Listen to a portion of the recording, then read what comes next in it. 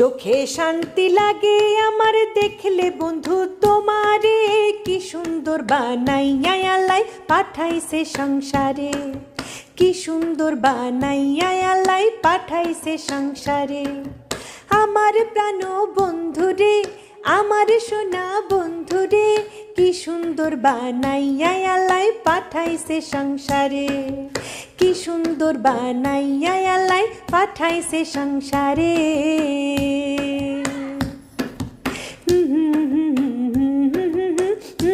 লা লা লা লা।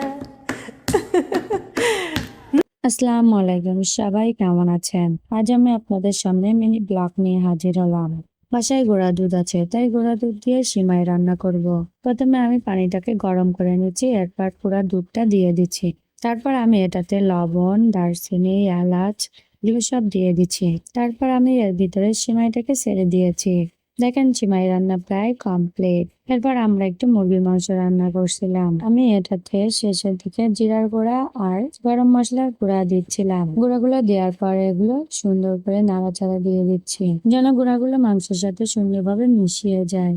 আজকে আমাদের বাসায় বিরিয়ানি রান্না হবে, যেন খুব সুন্দর করে কষিয়ে রান্না করে নিচ্ছি। এরপর বাদাম ভাজতে দিয়েছি, বিরিয়ানিতে দিতে হবে এই জন্য। বাদামগুলো একটু লাল লাল হয়ে আসলে আমি এটাকে নামিয়ে নিব। রান্না কমপ্লিট হয়ে গেছে, তাই আমি বাজার থেকে প্যাক করা যে বিরিয়ানির মশলা নিয়ে আসছিল সেটা দিয়ে দিচ্ছি। এটা দেওয়ার পর মাংসটা খুব সুন্দর করে মিশিয়ে নিচ্ছি। মাংসটা মশলার সাথে সুন্দর করে মিশিয়ে গেলে খেতে দারুণ মজা লাগে। কে কে এমন করে বিরিয়ানি রান্না করেন কমেন্ট করে অবশ্যই জানাবেন। এদিকে আমি একটা বড় হাঁড়িতে তেল গরম করতে দিয়ে, তেল গরম হয়ে আসলে পেঁয়াজ দিয়ে দিয়েছি। পেঁয়াজ লাল লাল হয়ে গেলে আমি বিরিয়ানির চাউল দিয়ে দিয়েছি। বিরিয়ানির চাউলের মধ্যে আমি লবণ, হলুদ, তেজপাতা, এলাচ এগুলো সব দিয়ে দিয়েছি। এরপর আমি ভেজে রাখা বাদামগুলো দিয়েছিলাম। এর মধ্যে আমি কিশমিশও দিয়েছিলাম। কিশমিশগুলো দেওয়ার পর আমি খুব সুন্দর করে মাখি। এরপর আমি চাউল ফুটানোর জন্য পানি দিয়ে দিলাম পরিমাণ মতো। এরপর আমি এটাতে রান্না করে রাখা সেই মাংসগুলো দিয়ে দিয়েছি, আর মাংসের সাথে ভাতগুলোকে খুব সুন্দর করে মিশিয়ে নিচ্ছি। দেখেন দেখতে কিন্তু অনেক ইয়ামি ও টেস্টি লাগছে। বাই দ্য ওয়ে খেতেও কিন্তু দারুণ মজা হবে মনে হয়। খুব সুন্দর করে মাংস, মশলা আর চাউলগুলোকে মিশিয়ে নিচ্ছি। বৃষ্টি ভেজা দিনে কিন্তু পোলাও খেতে কিংবা বিরিয়ানি খেতে দারুণ মজা লাগে। কার কার বৃষ্টির দিনে পোলাও, বিরিয়ানি, খিচুড়ি খেতে মনে চায় অবশ্যই কমেন্ট করে জানাবেন। আমাদের বিরিয়ানি রান্না অলমোস্ট কমপ্লিট হয়ে গেছে। এবার আমরা এগুলো খাওয়ার জন্য পরিবেশন করব। দেখেন প্লেটে নামানোর পরে দেখতে কিন্তু অনেক মজা লাগছে, খেতেও কিন্তু দারুণ ইয়ামি ও টেস্টি হয়েছে।